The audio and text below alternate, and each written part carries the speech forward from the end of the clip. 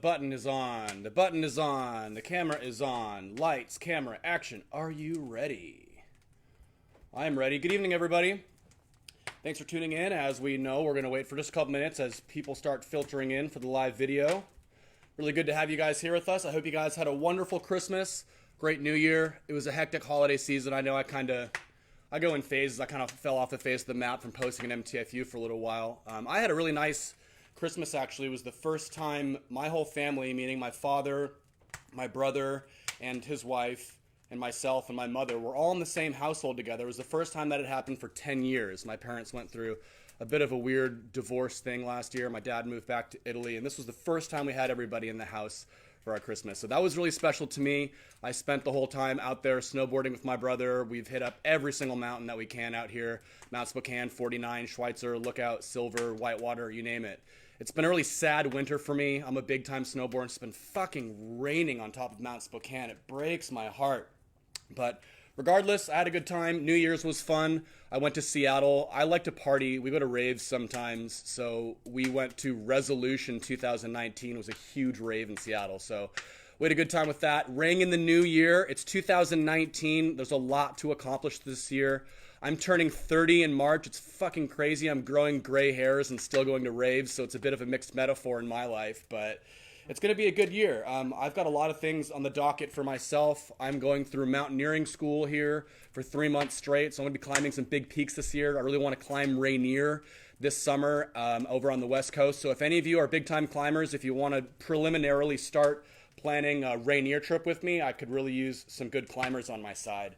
Other than that, in my life, things are pretty steady. Jumping back into the real estate game, going to hit it hard this year. There's been a lot of conversation about real estate going on with me in the past couple weeks. So if any of you have started thinking about moving this year, if your credit's not doing so hot and you thought you might want to move up from renting, the rental market's just going fucking absurd right now. So let me know. Adam and Noon and I have been working hard to make it happen for everybody. So other than that, we've got a good show planned out for you tonight. Really unfortunately, I was supposed to have Bobby C. Howe on tonight, and we're going to have a good conversation. But as you may know, Bobby C. Howe has got some health problems, and today was just not a hot day for him. So we're going to reschedule. I'm hoping that I can get Bobby in on the 29th of January, the end of January. Next week on MTFU Speaks with me, I'm going to be having Chris Morse on as well. So we're going to discuss the 2-year anniversary of MTFU and a lot of other good things. I've got Keith Carpenter here with me tonight. He stepped in tonight to take Bobby's place, and so we're going to chat with him in a moment. Keith has gone through a lot lately. He's had back surgeries. He cut his entire beard off. I don't know which one was more painful for him, but he's been working through a lot lately as well. So without further ado, why don't I just invite him on in here? Come on in, Mr. Keith Carpenter. And the crowd goes wild. What's going on, guys? I just don't know what to do with my hands right now. Masturbate. All right, good. Yeah, it looks better on camera that way. Oh, well, I'm kind of bummed out here. I forgot my MTFU gear. I got my hat and got my MTFU underwear on. Prove it. Fixer, it didn't happen. It's okay. I've got your MTFU flag here for you. Good. How you doing? I'm good, man. It's good to see you. Yes, sir. Last time I saw you was at the beard cutting fundraising event, I think. Yeah, that was a fundraiser we kind of last minute threw on for Bobby Chow. He had some problems.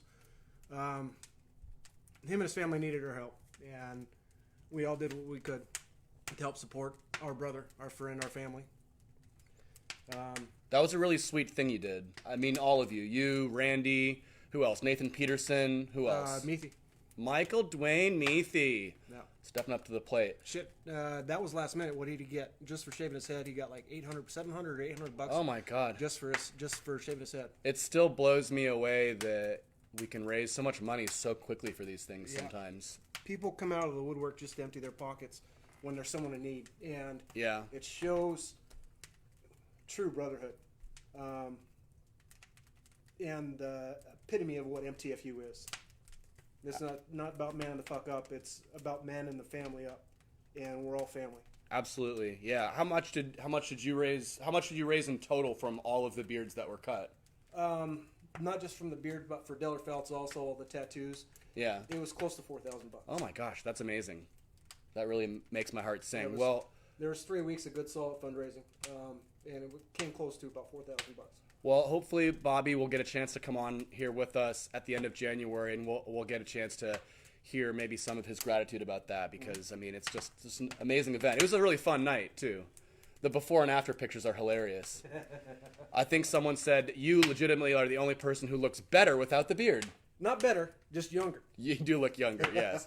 No, it's funny to see Randy without a beard as well. Yeah, he needs a beard. So I'm trying to urge him to grow it back. Are you not planning on growing your beard back? Eventually I'll get tired of shaving, but I want to do some riding this spring and summer without it. Yeah. How long did you grow that beard for by the time you wound up cutting it? That was almost 2 years. If I waited till January, it would have been 2 years. Was that tough for you? No, I was kind of getting tired of it. It wasn't. I trimmed it way too late, and it was kind of uneven. And then keeping it up in a ponytail the whole time while I was riding, a lot of it broke off, and so it was kind of scraggly and wasn't appealing to me anymore. Yeah, fair enough. Wasn't as comfortable. Just didn't look the way that I wanted it to. Yeah, I thought it was pretty majestic. I've never actually grown a full beard before. Well, so. I got asked so many times, like, you fucking straighten it, don't you? I was like, no, I didn't touch it. Every once in a while I'd add beard product, but I know so many guys, TJ Graham, Chris, they both use a flat iron, and I'm gonna throw them under the bus. They have to print and girly up their beards a little bit. Yeah, well, that's because maybe they're girly on the inside. I know Chris is. Beard on the outside, girly on the inside. Well, that's awesome. Another notable thing, you've made a couple of really nice posts lately. Okay. Tell us a little bit about what prompted that. I mean, about kind of like your life. You went through a bit of your life story. Well, I did go through a little bit, and there's a lot that I left out because I don't have the time and nobody's going to read a mile-long post. Well, I wish there was a way we could get you on camera to explain some more of it in detail. We'll have to think about a way we can do that. That could be done. But again, I'm nobody special. We've all had our dilemmas in our life. Sure. We've all had our trials and tribulations. It's what each of us do as individuals to grow from there. And all that I was trying to express was how I grew. Sure. It may not be the most honest way to do it, or the best way. I could have achieved myself at this point by other means, but I didn't. I wasn't as wise as I am now. Sure. Of course, I'm not that wise anyway. It just, Well, I'm learned. learned, sure. Experienced. Yeah. Well, wisdom comes from experience, I think, in many people's opinion. Yeah. Here's a question for you. Okay. How old are you? I'll be 40 in July. You'll be 40? Oh, shit. I thought you were like a couple years older than me. No, 7/20/79. You don't drink or party that hard, do you? I've been known to. I've been on, yeah, we all have. Been Oh, known you to- look been young, known to man. cut a rug. You look young, bro. That's good. That's good for you. That's probably a product of healthy living and those black genetics you have in you too. You know, I get a lot of that good health from my dad. A lot of good genes from my dad, my grandfather, and my mom too. It's just neither one of them smoked, had done drugs at all throughout their life. Growing up, I cannot remember a single time where my parents were drunk. Not Really? once. Huh. I grew up in what should have been a great childhood, but for some reason, I strayed off that path. Well, let's start from the beginning then. Where were you born? I was born here in Spokane. You're Spokane local. Okay, Yeah. fascinating. And I'm just flash forwarding, but have you lived outside of Spokane? Yeah, when I was in prison. Okay, cool. Well, we'll get to that point. I'm certain. So you were born in Spokane. Yep. Where did you live throughout most of your life? Did you bounce around inside the city? No, Or? my parents still live in the same house they bought when they got married in '78. Oh, wow. They still live there. 40 years. Are they still married? Yep. Both your biological parents? Yep. Still together. Why do I feel like that's a rare occurrence nowadays? It is a rare occurrence, and it's getting worse as the generations proceed. Yeah. Not just amongst the millennials, but even Generation X. People stop trying, Yeah. and it goes both ways. Not just guys or the girls. It's both parties. It takes two. Or they think it's more acceptable to give up.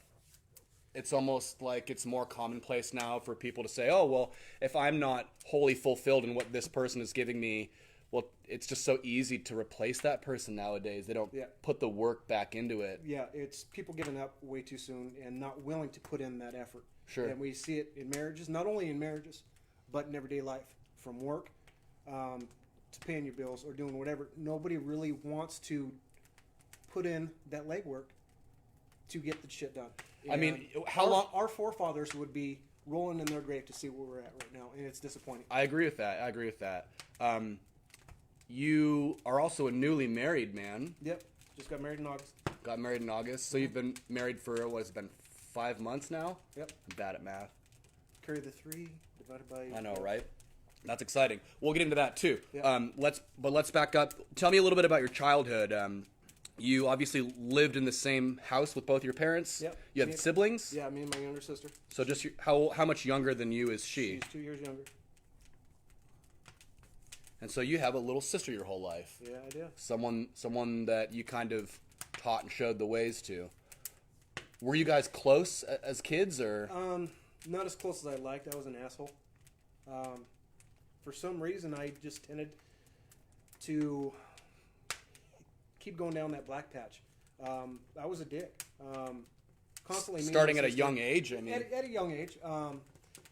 Some of that's my fault, but some of that's also poor parenting of my father. I used to strictly blame him for of who I was. It was your fault of why I am the way that I am. Which growing up, it was blind thinking. That tunnel vision, not seeing the whole picture. Have you ever isolated maybe why you felt that way? Was it a lack of input or control on his part? There was. He abruptly had his dad die in an airplane crash out here in Phelps Field in '85. Wow. And I was 5, and being the only grandson, I was a favorite. So you guys were close by the time he passed away. Me and Grandpa were extremely close. And I have a lot of memories from that, even when I was 3, 4, and 5. Every time I'd go see him, he'd have a new balsa wood airplane for me. Not just me, but for all 4 of the grandkids. Yeah. And we'd go out to Mission Park and fly him. And I have actual vivid memories of that. And it'll stick with me till I'm dead. Yeah, that's crazy. But my dad and my grandfather were extremely close. And my dad didn't take that well. And that was kind of his emotional downfall and my reactive downfall from that. Sure. He did some things. I got hit a couple times. And I took that as,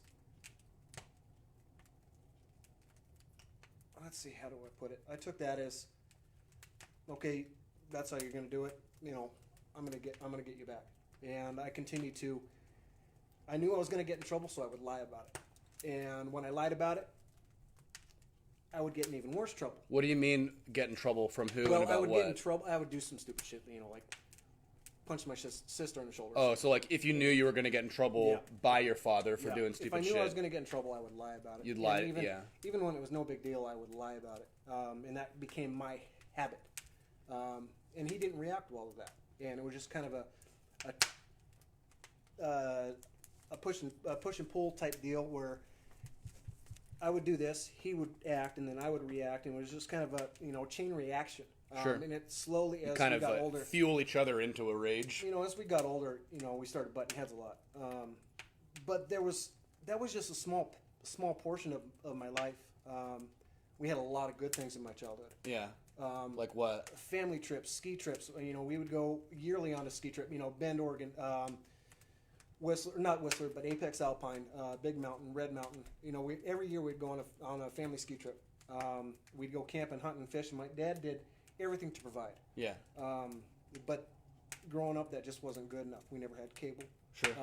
I had some hand-me-down clothes. Even my mom sewed my clothes, and I was kind of a dork and a nerd in school, and I got made fun of a lot. And What are you now? oh yeah, I'm just kidding. I'm all the above, and I'm not ashamed of it. But I was Cock holster, live and in person. I was extremely shameful of who I was, and I tried to, I guess, buy my friends, and those friends that I would buy, they weren't what you would call friends. What were you ashamed of? Did you not think you had like the same material possessions as other students around you? I didn't have the Reebok pumps. I didn't have I didn't have the new Jordans. It's like a comparison thing between kids. Yeah. But my parents, they didn't have the means to do that. They were well off, but they weren't spendthrift. Sure. I didn't need those. But in order to be the cool kid in school, you had to have those. And that's normal, I think, for a kid to want to elevate himself like that. Do you think your parents ever maybe tried to teach you a little bit of humility or restraint, maybe, by not allowing those things? Dad was always frugal. He always did well with his money, and I never learned that from him. Right. And that's one thing I wish I could learn from him. He didn't buy all the expensive. We didn't have cable. We had basic television. But in order to not have those things, we were able to do other things as a family. Sure. All those trips, Disneyland, down to Yellowstone, all the hunting and camping trips me and him did solo. Yeah. We had fun, but growing up, I didn't see the fun. I saw a lot of the Keith, you're fucking up. Yeah. I did a lot of stuff to wrong him. That's how I saw it as a young age, is that everything I did was a mistake. I didn't see the whole picture of a learning curve, or that's how Dad is. Did that make you feel a bit alienated, almost like you wanted to rebel and do your own thing and prove your parents wrong? Not necessarily wrong. It's I'm going to do what I want to do regardless. You can't control me? Yeah. How old were you when that first started setting in? I was the same way, by the way. I got myself in a shitload of trouble in high school. So. When it came to about high school age, I started getting physically stronger, wrestling, track and field, where I was almost my dad's height, and I wasn't allowing him to push me around anymore. Verbally abuse me or physically abuse me, and it wasn't abuse. I got smacked around a little bit. Sure. But what kid doesn't? Well, there's some kids that don't. So yeah, I think things have changed physically in the household nowadays. But that's when me and him really started not seeing eye to eye. It was when we got to the eye to eye level. It started getting to hate, and I hated him, and he hated me. But it was a love-hate relationship. Can you tell me some things that you did or that he did? Give me some concrete examples of times where you lashed out or you did something that. Well, I'd go out and drink to fuck him over. I would go out and drink with the boys, high school kids. Freshman, like 14, 15. When did you start drinking and playing around? I think it was a sophomore when I got in Mom and Dad's liquor cabinet. Me too. Stole a bottle of Rumplemints and got your first drink was Rumplemints. Yeah. Fucking coming out swinging. Yeah. Marlboro Reds and Rumplemints. But I never got caught with that, and I told Mom and Dad that years later, and we all kind of laughed about it. But I was hanging around with the wrong crowd. I was smoking, even though I was a varsity athlete. What sport? Through javelin and track. Okay, and cool. even as a freshman, I was a varsity thrower. And I still hold all the records, freshman, sophomore, and junior. And I missed the school senior record by 2 feet. Damn. And that was made in 1957. You're still holding records? Yep. Fuck yeah. I'm here live with a champion. I could have had a solid chance at winning state. I won districts, and I came to the date of regionals. I got caught for stealing. I was stealing from my track mates. I was stealing from my buddies. What were you stealing? Anything that was in lockers. I would break the locks open and grab a watch, or I'd grab $5. Did you need it? No, shit, no. See, okay, so I stole too. I used to like go on trips to Mexico and like take shit out of those little shantytown shacks to try to sell you like penis pipes and shit. I'd steal that shit. Yeah. And it was never because I needed it. Like, what made us do that when we were younger? It was all about the flash and all about the instant gratification. And there was a huge instant gratification as far as adrenaline. And I never really got caught. And I was constantly pushing the boundaries. Sure. But it was like, what can I do? I got fired from jobs because I was giving out to friends. Like, I worked at Godfather's Pizza, and I got to the beer tap, and as a minor, still 16, I got in the beer tap and gave beer to my friends. Some dude ratted me out, and I got in trouble for that and got fired. Naturally. The bosses hated to see me go, but they had to because they would have lost their liquor license. But I was a hard worker. That I did get from my dad. I worked really hard, and I moved up in the ranks quite a bit. I got raises all the time, even though minimum wage was like $5.15 then. I got raises, I got promotions, and a lot of other people didn't like that. So when I would do bad things, I would get told on a lot. So as I was creating new bridges, I was also burning others. Right. It's the haves and have-nots type deal, and I wanted to be the one that had. Sure. And so I would do whatever I could, dirty and honest, at the same time, by being the popular guy. What music were you listening to at the time? Metallica, Tool, Jim Morrison, love the Doors. I love the Doors too. Yeah. Had rap come out? That was kind of my high school age when like 50 Cent and Eminem. I was never really into rap. Sure, I'd listen to it every once in a while, but I still... More of a rock guy. Yeah. Totally. And then you graduated high school. What high school did you graduate from? Central Valley High School in 97. CV in 97. Yeah. Did you go to trade school after that? Did you go to college? Well, I knew what I wanted to be because of the auto shop. That's where I learned how to be a machinist. Learned how to read mics and calipers. It's all I did was run a lathe. But I knew I wanted to be a machinist, so I was either going to go into the Navy or going to college. I took my ASVAB, scored really high in my ASVAB, and I was getting ready to sign up for the Navy, and I found out I was on Ritalin. I had really bad ADD. Had you been prescribed it? Yes, I had. But I took way too much. I would get amped up, and I'd give it out to my friends, and we'd get amped up. Use it recreationally as opposed to responsibly, right? Yeah, right before track meet, we'd pop 3 or 4 of them and get ready to go, and we'd win everything. Yeah, it's crazy what those drugs will do as performance enhancers. Yeah, it was crazy, but I didn't fully understand it. Sure. And why should you spend the time too when you've got a magic pill in your hand? What's the pill from? What's the bean from Dragon Ball Z? The sensu bean. When you've got sensu beans, you eat them. Yeah. Well, my parents were always looking for answers of why Keith was doing the things that he was doing. I had a hard time paying attention, had a hard time focusing. So they looked for an answer. They were drawing at straws. They were at their wits' end. Because from the outside looking in, it almost seems like you were raised in a pretty standard, well-off, caring, loving, supportive family. Yeah, and yet your parents are probably confused about where did the rebellion come from? Where did they go wrong? What did we do wrong? Right. And then they did some research and talked to my doctor, who had been my doctor ever since I was a baby. We had a good relationship. In fact, he was still my doctor up until last year. He retired. But they started the ADD and ADHD thing started kind of taking a turn, and people were looking for answers, and that was kind of the beginning of it, right? That was the very beginning of it. I would say we're riding out the end of it right now, almost. I mean, they're not handing them out like Skittles anymore, are they? Not as well. They are, but it's not as far as that's concerned. It kind of opened the door for prescribing everything right now to solve problems.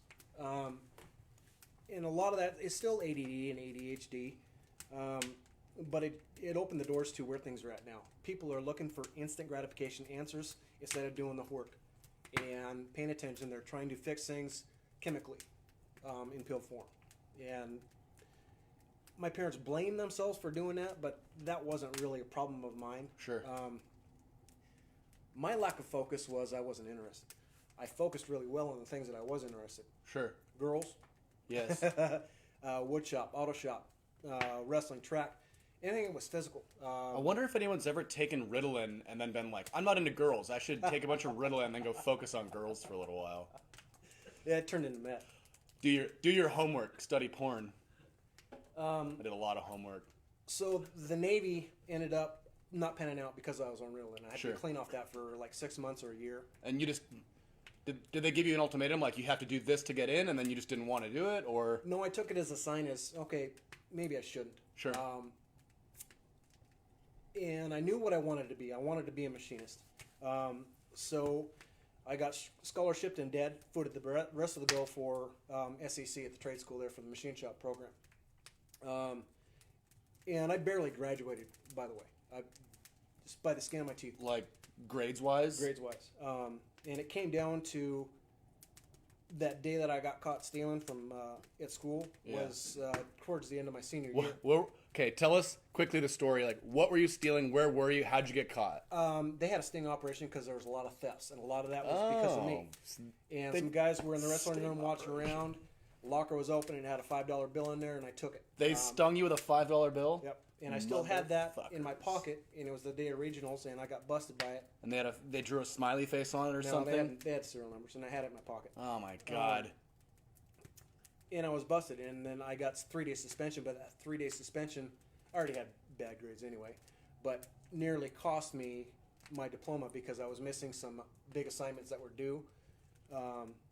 But my teacher, Mr. Bowden, good old Chuck Bowden, he was the only one that believed in me. For some reason, there was something that he saw in me, and he battled for me. And I didn't see it yet, and I didn't see it till I kind of grew up.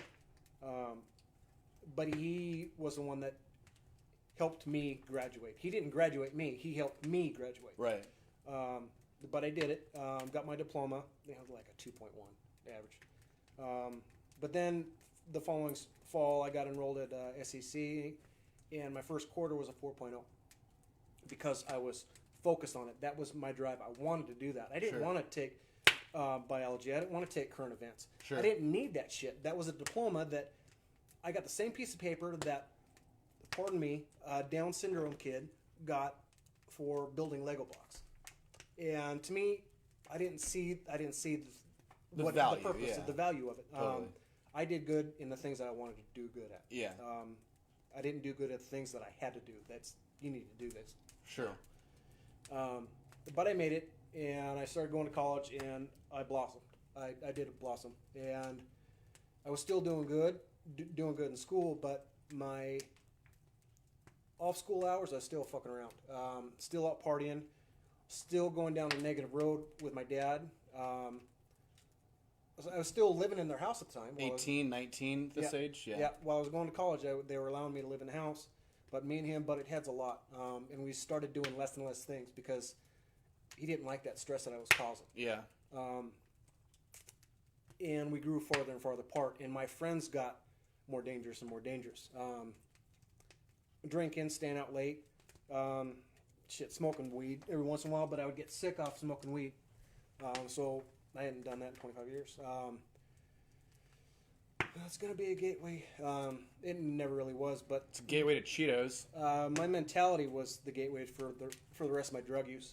I guess it was peer pressure. What did you wind up starting on? X, Coke, uppers. Uppers. And then a couple years later blossomed into methamphetamines. But as I was going out and partying and raving, I got quite good at dancing. And then I got a job getting paid to dance. Really? $25 an hour. Where? At local bars, Thirsties, Havanas, Blue Dolphin, the Grail out in Post Falls. I don't. What's funny? That you don't know those bars? No, I don't. Are they gay bars? Yeah. Okay. No, they weren't. They were actually solid bars. Thirsties was kind of the dive ghetto. Havana's was the classy bar back then. It was above the Ram by the arena. It was actually a classy joint. Blue Dolphin was a shithole, but How does a guy get a job dancing at a non-gay bar? We were out at clubs and we'd form breakdance circles, and we'd all start. Everybody be watching. Didn't care. We'd all be dancing, and these two couple that were starting to form this company asked if we wanted to be the six of us, 3 guys and 3 girls, if we wanted to be part of their crew, center stage dancers. Oh, yeah, cool. And so they hired us, and since we were all popular, good dancers, we would bring the crowd with us to those bars, drink specials. We'd get them out on the dance floor. We would try to hype up that whatever bar we were going to, and we got a lot of people out there. But then there was a lot of bad things that came with that. For my rape scene, I had a lot of X, and a lot of people knew me for having X. So my dealers would give me a bag full, and I would get rid of it all, and they'd kick me down. So I always had a constant supply of X. I was always partying, and then that led into coke and some more meth. And I stopped dancing, and it was a girl issue, girls plural issue. Got a little handsy. So you were juggling. I was juggling, yeah. And then the girlfriend didn't really like what was going on, so it was kind of had to part ways. Sure. But then I met some other friends, and by that time I was kind of out on my own. Me and Dad had one final fight, and that caused me to not live there anymore. Where'd you go? My truck, my girlfriend's, wherever who would house me. And I ran into another couple of friends that knew me through dancing, and we just started geeking out. And he said, Keith, Geeking out? Yeah, meth. Oh. Coke, meth, X, whatever we could, or whatever we could get. And that led us to, hey, let's do something big. We watched a lot of gangster movies. For instructional purposes. It was a learning experience. Yeah, okay, this is how they fucked up. This is how they got caught. We're not going to do this. So realistic. Because when they made Scarface, they're like, this is exactly how it goes down in the drug vault. cartel. Stay away from the vault. So we ended up robbing this bank that was 3 blocks away from us. We were then living in an apartment on 6th and Stevens. Robbed the bank, Farmers and Merchants Bank downtown at 3rd and Stevens. Okay. Yes. Sorry, continue. No, go ahead. I just, no. We had it planned out, and we took that plan. We did good. Good in a bad way. We got away with it for about 2 years. I want more details, bro. Who was fucking driving? How did it go down? Did you have masks on? What were the masks? We had masks, gloves, full tearaway clothes. Nobody could see who we were. Pantyhoses as masks. Pantyhoses? Pantyhoses. What color? They were brown. Darker. Darker colors. Long sleeves, tearaway pants. Did you have to like check out at a grocery store with like black ladies' leggings, and you were like, "We're gonna need these"? No, my dude's girlfriend. Oh, okay. She had them.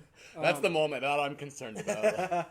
She had all. There's those. all pieces to this puzzle. But me and my dude, I'm gonna leave their names out of this because they probably. No, yes, sure, yes. But me and my other friend, I was stopwatch and spray paint. We were spray painting cameras, and we knew where all the cameras were inside and out. We kind of staked it out for a good couple weeks before. Sure. We knew when the good times were, when there was no guard there. They were least busy, and there were the 3 tellers that we really knew. We kind of did our due diligence, our homework. I was the first one in with the stopwatch, and as soon as we hit 30 seconds, I would say time and we were out. So I got in there first, spray painted the cameras, started the stopwatch. First thing you did, enter and spray paint cameras. Yeah. That's a red flag for anyone that's in the bank right then, right? But my other 2 friends were right behind me immediately, and they rushed the tellers, got them away, had their hands up, crowd control. Did you have weapons? One guy did, yes. A gun? Yep. And as soon as, he had the gun and he was on crowd control. The other guy was behind the counters, spray painting the cameras behind there. And then he grabbed the money from the tills. And as soon as I hit 30 seconds on my stopwatch, I said time, and we were out, and I drove around. So it was just till money? Just till money. And that's what you were shooting for as well, just right? the till money. And how much did you expect to get from it before you oh, shit, we were thinking inside? big. We were thinking hundreds of thousands of dollars just because of the movies that we watched. Yes. But we only got $8 grand. What was the feeling like? It was still a huge adrenaline kick. Yeah. But I was driving. We drove around Spokane at various dumpsters, getting rid of pants, gloves. At probably 15 different dumpsters. We were dropping something off everywhere. No key location. The license plate we had on the car was stolen. License plate was stolen? Yeah. You just took it off some other's car? Yeah. And then when we got back to where we were living, we put the regular one back on. But I guess I'm going to fast forward a little bit. Found out when we did get in trouble in our discovery that they just took a deposit out of the tills. Yeah. They left a little bit there, and they had a sack full of $20,000 that they'd taken out of the tills and was getting ready to be placed in the vault. They had it sitting there? They had it sitting by the vault that we weren't even paying attention to because we were focused on our plan, just hitting the tills. Yeah, well, I suppose it makes sense that they naturally wouldn't offer it to you. Yeah. But we were out. Nobody got hurt, which I'm extremely grateful for. But rewind a little bit. We partied hard. and we were kings for about a week until the money was gone. It only took a week to spend the money, yeah? Oh shit, 4 or 5 days. Yeah. And there wasn't there wasn't a purpose for it, right? Like it was just a party with. No, we were gonna do more bags. That was how we were gonna live. Oh. Yep, we were just gonna keep going and going and going. Why didn't you? Money died out. The friendship kind of died out, and we went our separate ways. In 5 days? Yeah, it came to that, and it was a lot of that was drug related. Not thinking properly, anger, a lot of blaming, finger pointing. Yeah. And we went our separate ways.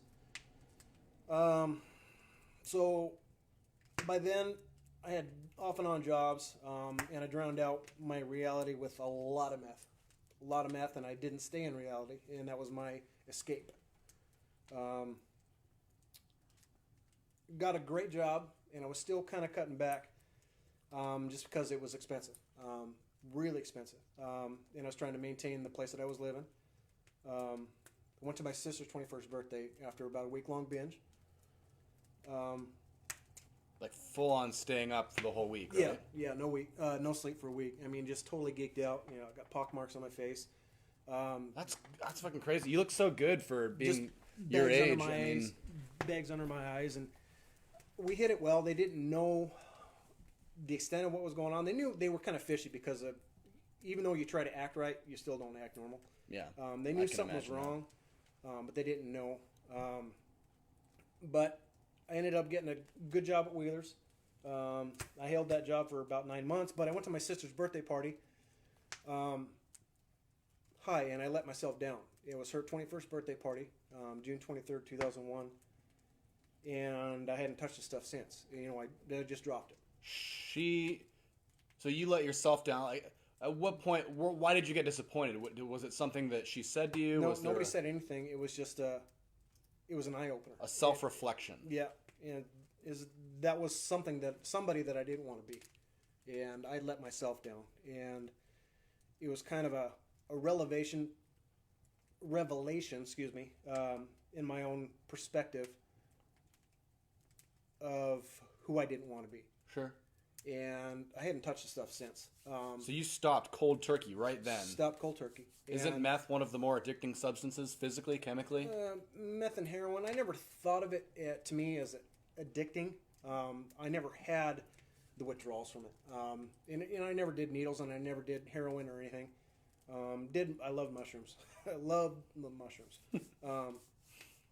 That was not past tense, by the way. Love. There was a D in there. That was just love mushrooms. But I've had mushrooms since. But that's just shit. It's probably been 6 years. We've all had mushrooms since. Yeah. And anywho, I was doing good. I was on the straight and narrow for about 6 months. Then break up with my girlfriend, and a week later, I was arrested by the FBI at my job. Why did it take them 2 years? Why are they still looking into this case over $8,000 2 years later? They're always gonna. But they didn't have any evidence. They didn't know who it was. Until my girlfriend at the time, who I was dating at that time, gave them exact details. Oh, so she went to spite you. Yeah, because I broke up with her. She sees me at a club, kisses some other girl. She calls the cops that night, tells them the details. You kissed another girl at a club? Yeah, a month later after I break up with her. With my girlfriend at the time. Right. She sees me at a club. With another girl, and then you kissed her. Jealous rage. So it was the kissing of the other girls where you went wrong. Yep. Wow. And see, I never thought of it that she would do it because How was the kiss? It was great. Okay. Good kiss. Okay. At least it was a good kiss. It was all right. It was better that night when we went home. Ooh. Pixar, it didn't happen. I might find them. They're on a server somewhere. But anywho, so I got arrested. All three of us got arrested a week later. And that night, what was that feeling like? Could you believe it? I could believe it. I was kind of nervous, anxious, but my biggest feeling was relief.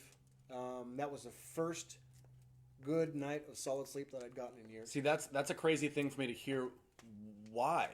Was it weighing on you the whole time? Did you carry guilt the whole time? Oh, yeah. Yeah, not just... That was a majority of my guilt, but there was a lot of other past guilts that I was having to live by or live through. But ended up getting sentenced. My buddy who pled guilty to the gun charge, he got 90 months. My other buddy got 41 months. 90 months? 90 months. Because he had the gun? Yeah, he pled guilty to the gun charge, got an extra minimum mandatory of 5+. We all got tagged with armed bank robbery, which is a minimum of 36 months. I got 37. My other buddy, I'm trying to leave names out. It's okay. He got 41 months because he had a couple misdemeanors on top of that, so that all the points accrued. And then my buddy, who I was down with at Fort Worth, he got 90 months, and I actually got to say goodbye to him as I was leaving the gate. Did he do the whole sentence? Yeah, the whole sentence. And federal time, you don't get any good time. It's 54 days a year. You don't get any what? Good time. What's good time? You get time off your sentence for being good. Oh, I see. Yes. I lost all mine because I was fighting all the time. Oh, because, yeah, okay. Yeah, I lost all my good time. So in 3 years, 54 days, that's 150 days off of your sentence, which is half a year. So I could have gotten home, 6 months prior before I did, but I wasn't going to let the man hold that above my head. You're not going to tell me what to do, and I'm not going to let this fucker get on top of me. So I was gladiating. I was always boxing. I got in a lot of fights. Do you regret that? No, not one bit. I feel like that's one thing. You're like, hey, you're there. 6 months versus being able to stand up for yourself. That was worth it to me. I would agree. I've never been in a similar situation, but that was worth it to me because it kept people off my back, and it let other people know who I was and what I stood for. Sure. I feel like that reputation building is kind of important. Again, never been in prison, but since it was a medium, you get all sorts. You get murderers, and it was down south, so there's a lot of Mexicans. Sure. Not racist, but I was a bit of a separatist. I do have some tattoos that I'm not very proud of that have yet to be removed. I got peckerwood right on my arm. But that was still an old me, and it was a prison thing. But kind of fast forward a little bit. October 2005, I get my release date after 6 months of being in the hole. I originally got the 60 days minimum, but I was so close to the door, they couldn't ship me, but they couldn't put me back on the yard because my points increased. So they had to leave me in the hole. So I spent the last 6 months solitary confinement? Yeah. So is it, what kind of a room is it? Just like a tiny it's little... bathroom. It's a bathroom. Same size as your bathroom. Do you have a bed? Yeah, there's a bed. There's a bunk bed. Sometimes there's 4, sometimes there's 2. Just depends on... Is it dark? No, there's lights on when they want you to have lights on. It's just blank as shit. Yeah, you got a little window. It's about like that wide. Same thing as you're looking at county. It's the same exact thing. So it's solitary. You're just alone. Yeah. Is that extra punishment? Is it better to be in a cell with somebody else? It's supposed to be punishment, but it was easy time. I did 9 months in Spokane County, and that's worse than any hole or seg that you can even go to. That was easy time. Reading books, doing push-ups, sleeping. It was easy. And I knew my time was coming up, so as soon as that 6 months was up, that door was open, and I was kicking rocks. My release date comes. And granted, I'm gonna add this: being in prison was the closest I've been with my parents. Even before my arrest, I opened up to them about my drug use. I was clean for 6 months, even prior to my arrest, off of everything. Still drinking every once in a while, but I'm not a real heavy drinker. I'm a social drinker. Every once in a while, I'll let loose. But I opened up. I let them in, and they let me back in. And we were rekindling that relationship, and then that little downhill stumble of me going to prison. But they stood by me, and so did my employers that I was working with or working for. They gave me my job back when I got back. They realized, like my teacher did in high school, there was something inside me. There was something special. They knew that I was a good guy. I just made a mistake. And they taught me what it truly means to give somebody a hand up. You need this, I'm going to help you out, but you have to earn it. And that's what I kind of truly learned what family and respect and love meant. How old were you when all 2000, this 2001. criminal phase of yours, kind of the turning point? When was that? I want to say it was the day that I got arrested. But I was actually trying to... How old were you when you got out of prison? Shit. 2005, it's 13 years ago. I'm 40, so I was 30, 33, 38. No, 28 when I got out. 28. Yeah. Okay. 27, 28 when I got out. So, yeah, I mean, that's right around my age. I'm 29 now. We kind of discussed a little bit before we came on this show that we were going to talk a little bit about how you can turn mistakes around, right? And learn from them. What did you learn? Would you go back and change the things that you've done, or did they formulate the core of the amazing, strong, generous, kind, and honest man that we know today? Well, I look at it two ways. No, I wouldn't change a thing. If I had the chance and the opportunity to do things, I would do it all over again, to know for the fact that I would be the exact same person I am right now. But a great point. The wanting of getting this point of who I am now, maybe I could have done things a little bit different. Sure. Maybe I could have done a few things a little bit different, but I risked that chance of not being who I am. Who are you now? I'm the holster. The holster. No. Got a cock? We've got a holster. No, even before MTFU, I thought of myself as a good person. I thought of myself as a great father, for one, and I thought of myself as a great son. Your daughter's 9 now, right? She's 10 and a half. 10 and a half? Yeah. And she's been the best thing that's ever happened to me. How has she been as far as behavior and... Oh, she's absolutely a rock star. She makes a few of the mistakes that I made. She lies every once in a while when she wants to hide something. Sure. But I don't get her in trouble like I used to when I was a kid. I talk to her, and it's about trying to instill that fear, because it's a fear thing. She didn't want to get in trouble. I had a fear thing. I didn't want to get in trouble, so I was doing whatever I could to get out of trouble. Sure. I had zero care for responsibility, and I didn't want to earn anything. I wanted it to happen right now, and I wanted to do whatever I could to get there. Take it. Yeah, without earning. No, just spray paint. Yeah.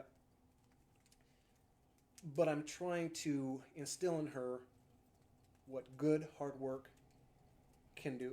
And do you hope that she can maybe learn from the mistakes that you made?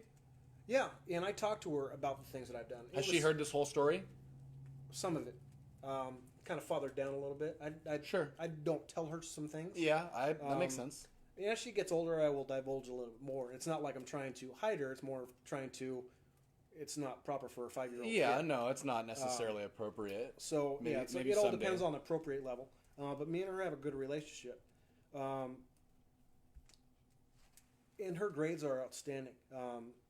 Even as a student, all of her teachers absolutely love her. And she loves going to school, her homework, she's on top of it. I never did my homework. I always lied about it. I got in the mailbox from school, got in the mailbox and grabbed my grades before my parents could get there. Even though it was inevitable, they were going to find out my grades. I prolonged it as long as I could. I hid it somewhere, and then one day I finally said, well, here's my grades. But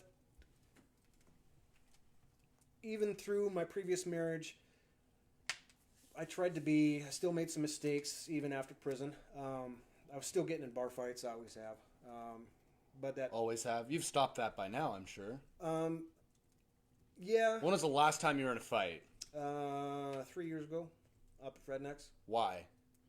We were drunk, and some guys they threw the first punch, and we handled it. Did you get in trouble for that? Oh, no.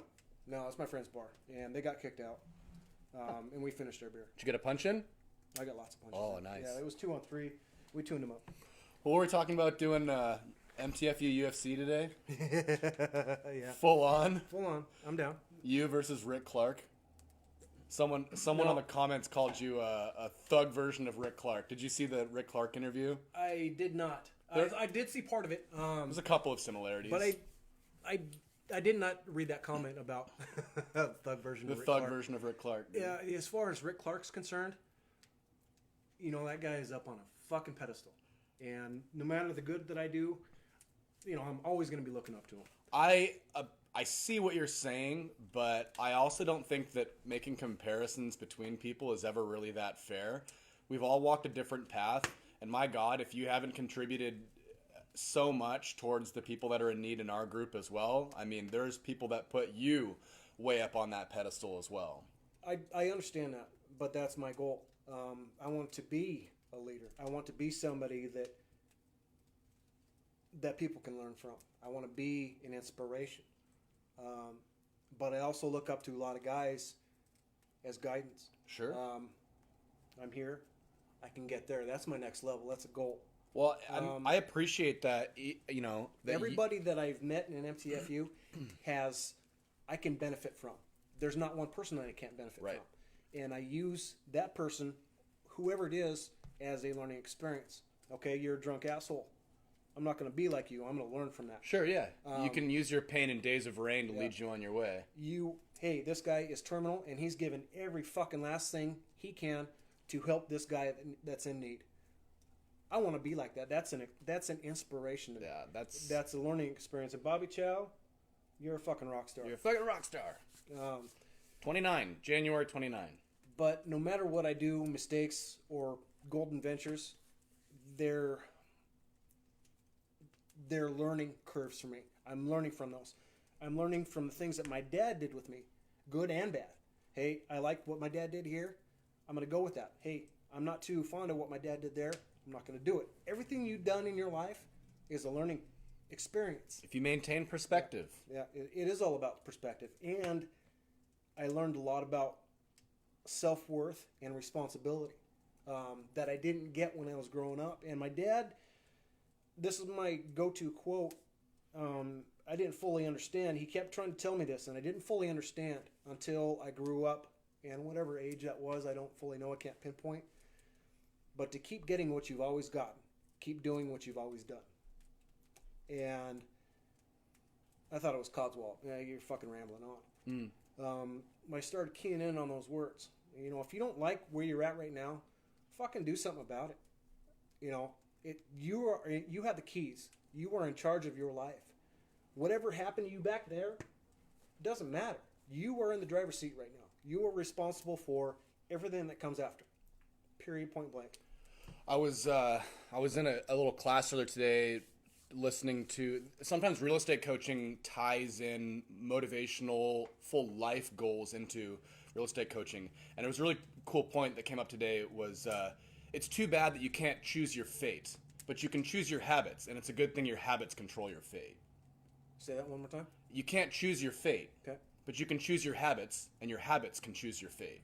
Okay, I get it. And I thought that was an interesting way to put it because, you know, it's almost like the instant gratification thing you were looking for. Yeah. I want to be here. I want to be instantly on the top. Yeah. Well, there's a way to get there. Yeah. And it's one foot in front of the other and to maintain consistency throughout those years. Yeah. So if you could pinpoint one of the worst habits that you had, what was it? Lying. And I wasn't only lying to everybody else, I was lying to myself. And when did that change? And how did you do it? That is a good question. I don't know. The reason I'm asking is because I think one of the greater difficulties in being a human being is breaking habits. Yep. Because we go in this cycle of, let's just pick, I'll pick my own vice. I drink too much sometimes. Okay. I've got a cue, and the cue is the football game's on. Mm-hmm. And that creates an action. The action is to drink, and then you instantly get a reward. And the reward is, alcohol is fun to me. And I think the only way that you can ever break the habit is not with the cue, and it's not with the reward, it's with that action. Yeah. And so if you can pinpoint what cues you to lie, Why would you lie to your father? Why would you lie to yourself? What are you holding? If you can find what cues you to lie, there's your point where you can say, I can now change that action. And if you can change that action enough times... Well, it got to be... I didn't like who I was, but I also wanted to be somebody that I wasn't. And I was down here, but I was trying to be... Let me throw this out. You know, wanted to be a Chris Morris. Sure. You know, I wanted to be a good person. I wanted to be liked. I wanted to be the popular guy. Yeah. And I did everything that I could to get to that point, but I didn't want to put any work in. Sure. But in my eyes, in my perspective, this doesn't count for anybody else. I don't believe in the words habit, and I don't believe in the words addictiveness. Why not? Because I choose those things, and I can also choose not to. Nobody, not one thing, is in control of my life but me. I don't think, in my eyes, I don't believe that, for me, alcoholism isn't a disease. You know, I can go into all these things, but it's not the same for others. That person may see things differently, and I don't judge them for it, or I don't belittle them, or I don't try to change their mind. Their perspective on their own life or what their own beliefs is their own beliefs. I can't change that person. All I know is what I believe and what works for me. Sure. And I can try to guide and I can try to instill in people my beliefs. And maybe that will make somebody's little light go off in their head like it did for me. And I want to be the Randy Dickerson. I want to be the Chris Morris. I want to be the Rick Clark, but I want to put in the legwork to get there. Totally. And I think the beauty of MTFU and the beauty of having people like Randy and Chris and Rick in your life is that you get to see all the positive things that they've done, take the positive attributes of their personalities, and apply them to yourself. And inevitably, you're never going to get the same thing. You're going to wind up with a changed version of yourself, a version of yourself that's better. Yeah. And that's a really powerful thing about MTFU. I do want to talk to you a little bit about MTFU for a couple minutes. Okay. We're on an hour right now, which is no problem. I went 90 minutes with Randy. It's really not about the timing. I do want to know kind of when you discovered MTFU and what that was like. Where did you first encounter the group? It was probably about their 6-month mark. It was after... Well, it was kind of during the whole Corbin drive, and it was kind of during that thing. I still really didn't know about it, until some more things started getting drawn into my feed. I was added by Mark Walker, I think in March. Why does that sound so familiar? You can look him up. He's a member. Fair enough. He's a solid dude. He's an avid Seahawks fan, and we argue. Sorry, Mark. We argue all the time, and it just so happens to be on regular Facebook, and it was always diplomatic, political, and they were good arguments. And he was the only one that I could take my hats off to in a good debate. Sure. He always trumped me, and well, not always. I got him a couple times, and he got me most of the time. But we had good, friendly debates. We weren't name calling. We weren't, you fucking asshole, you little bitch. Sure. Didn't take it personally. Just try to formulate a good argument. Yeah. And that's what I try to instill, even onto MTFU, is like, there's no point in arguing. You're talking to a screen, bro. You got a little fucking punch me in the face emoji, because that might hurt. Or show me what kind of man you are. We can meet up. That shit. Back in the day, all for it. But I got a little 10-year-old daughter that's looking at me, and she's watching everything that I do. And it's just not my daughter, it's all of our kids. They're watching it, what we do. The whole community is watching what we do. And it's not just me, it's the whole group's actions, and the bad driving, the bad parking. You could fuck off with all that shit, because the reason we're seen is because we have that goddamn decal on the back of our rig. Everybody's a bad driver. Everybody parks poorly or out in the boonies, taking across three lots. But the only reason we're seen is because we have that decal on the back of our car. We're spotted. We're known. But just because we have a decal, and this guy does something, it doesn't pertain to what the group does as a whole. I mean, it's the same thing like a stereotype, like, I don't know, a racist stereotype. Black people do this, Chinese people do that. It's like MTFU people do this because you see an action and it has a decal associated with it. It's a really shitty shortcut that people make in their brains. And it's easier to see the bad than it is to see the good. And the good that we do, the 99% of good over the bad that we do, nobody sees that other than the bad. And that's why I'm trying to get out that little shelf that's covering us. I'm trying to get out from underneath that. And I'm trying to, my hardest, to lead by example. And I'm not the only one. There's 100 of us that are trying to do that. And you're always going to have the shitheads that are going to follow along, the leeches, whatever. Yeah.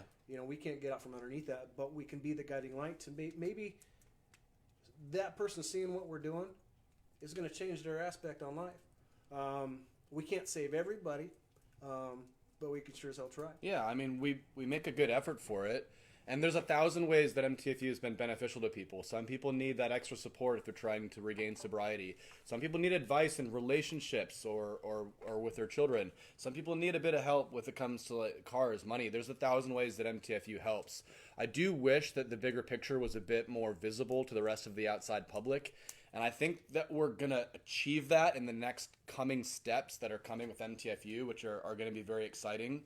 But with the 501 and yes, exactly. I don't know how much of that has been released. There's been a little bit, but we're gonna let Chris talk about that when the time's right. Totally. I want to ask you, in MTFU, what's your pet peeve of people in the group? Like, as a moderator, we always, you and I see the stuff that gets deleted. What drives you crazy? You're like, fuck, man, don't you get it? The dumbness. Like what? The ignorance. Not really the dumbness, the ignorance. And it's not just the stereotype of the new guy. And a lot of times it's the guy that's been there for a while and been quiet. But the ignorance still, it's the hate that comes out through the keyboard. And ignorance of what? I mean, that's vague. Give me a concrete example. Meet me outside, you bitch. Sure. Or people dropping the N-word. It's the anger, the hate that I see through the posts that we have to delete all the time. We have to delete them because it brings nothing but more hate. Sure. It breeds itself. So we have to delete that. And again, we also, I don't defer that as hate. I defer that as he's not learned yet. He's not experienced. He's not, he's ignorant. Sometimes they're young. They're fresh out of high school. They're brand new, and they got that anger, the hostility, that adrenaline, that puberty acting for them. So they act out and they lash out through the keyboard. But I see it even through grown men, 50, 60-year-old men. They do the same thing. Yeah. They don't have etiquette. Sure. I look at it as, what would our forefathers, even though this is all high-tech and whatnot, how would our forefathers handle it? Well, there's a couple things they would actually say. Yeah, meet me outside, and we'll handle this up. We'll box right here, right now. I don't care. But then I don't mind fisticuffs or a little Donnybrook every now and again. But now you can't rely on that. Everybody's going to be pulling out a knife or pulling out a gun. Totally. I think if I can tack on my pet peeves. Because that's pretty much dead on. But just to say it, I think, a different way. I hate it when people try to rally the group behind their own negative opinions. Whether it be a negative opinion like, oh, my wife's such a bitch, can't you believe she did this? Or never shop at Joe's Auto Nation because Joe's Auto Nation sucked because they did this. And they expect just because we're part of a big group that everybody's going to rally behind this negative mentality. And it just drives me crazy. It's like we're here to provide positive experiences and positive help for each other. Yeah. And then when we delete their shit, it's like, well, you guys got to figure out there's a bunch of pussies running this page. It's like, this isn't your page. I mean, you can't just put whatever you want. We have to control something. Yeah, you can call me names all you want. I don't give a shit. It doesn't affect who I am, and I'm going to talk to you about it. Fair enough. And I'm going to talk to you about it like a grown man. I may grab you by the collar and look at you in the eyes, but you're going to learn from it. I appreciate that. Well, this has been awesome. We're at about an hour 5 right now. Yeah. There's a couple questions on the Facebook page that I thought were pretty good as well. Okay. Terry Regan, to start out, Okay. 2 comments. What he posted today was huge and will definitely help someone, and he won't even know it, and that is amazing. That is amazing. I'm going to tack on to Terry's comment. It takes a lot of boldness to come out and express yourself like you did today, like you did on your post. It's a little bit... people shy away from it because it creates vulnerability. It's allowing others to judge you. It's allowing others to see deeper into you. But there's so much that people can learn from it. And I really encourage others to tell their stories a little bit and let us participate in the discussion, because seeing the whole process, seeing where someone came from and the type of person they can become, it's inspiring to others, and it can really create a pathway for others. So thank you for stepping up to the plate, especially on short notice to But come to I'm chat not, with me I'm not today. the only one. I've been meaning to let that story. I love to let bits and pieces out, but it was more laziness on my part. Sure. It was a long post. I didn't want to fucking sit there No, for an hour. you typing did a this you shit did a out. good job. You did a good job, and the spacing helps. Yeah, there was some Chris Morse taught me that. there was some bad grammar in there, but it was more of a not proofreading what I wrote. It's all good. But it came down to laziness. I just didn't want to type all that out. No, it was great. I'm glad you got a chance to flesh it out. It's a fascinating story. Andy Brining, did your coworkers lose their shit when you came back to work beardless? Some of them already knew. Why would you tell them? That's such a fun surprise. Well, they already knew. A couple of them are in MTFU. Oh, okay, yeah. Yeah, and they're friends of mine. One of them, 2 of them were my groomsmen, so they already knew. What does Natalie think? She likes it, but she also misses the beard. Yeah, fair enough. Jerry Smith, who did let the dogs out? Where have all the cowboys gone? What is love? How deep is your love? Should I stay or should I go? Good questions, Jerry. True. Where have all the Cowboys gone? They walked all over the Seahawks, and they're moving on to the next game. That's where they're going. Well, we're talking on that, regardless whether we won, Seahawks won, or the Cowboys won, we both would have lost to the Rams anyway. That's fair. You think the Rams are going to win the Super Bowl? They have my vote. Well, I vote for the Patriots because I'm the diehard Patriots fan. But if the Patriots don't win, I'd like to see the Kansas City Chiefs win, because I'd just like to see Mahomes win the Super Bowl his first year. That'd be That'd crazy. be a cool thing for him. Yeah. He scored 50 touchdowns this year. Yeah. Holy shit, what are we, Dustin Fedak right now? Yeah. Okay, Jerry Smith's real question. What ignites that big, beautiful passion of yours? What keeps you moving on a daily basis? Right now, my wife and my daughter and my son. Fair enough. I know that there's a lot of eyes on me. I'm rather popular. But I'm not worried about those eyes as much. It's my family's eyes are on me. They're seeing. My daughter is seeing the things that I'm doing. Yeah. She knows the stories about what I've done. But she sees right now who I am.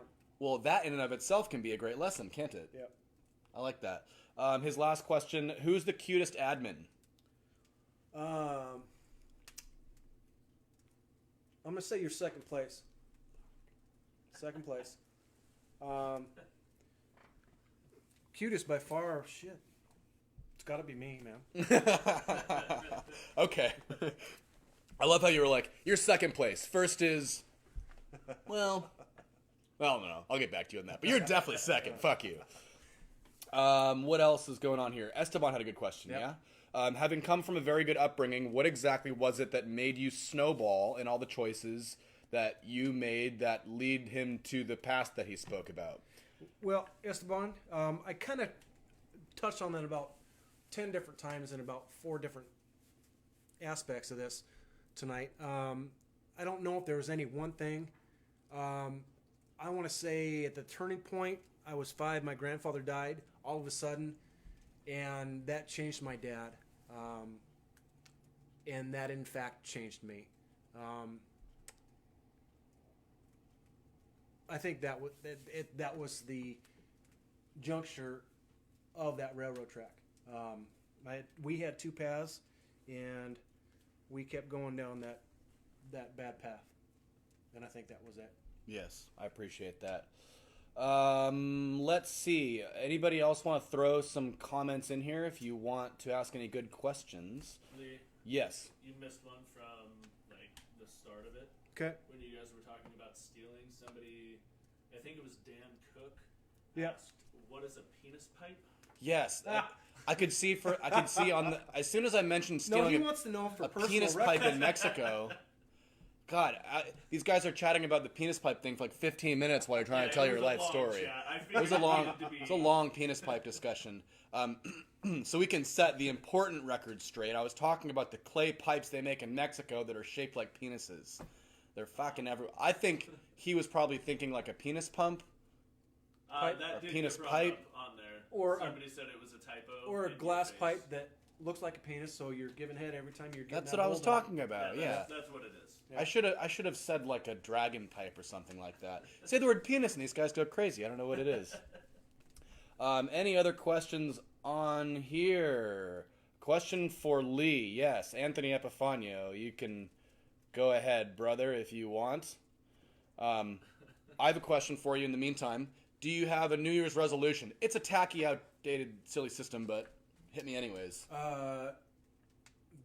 I'm asking you, do you have a New Year's resolution? No, Or I'm asking you. Do you have a New Okay, Year's got it. resolution? No, I really never believed in that either. If you're going to do something, do it. You don't need a fucking specific date to do something. Fair enough.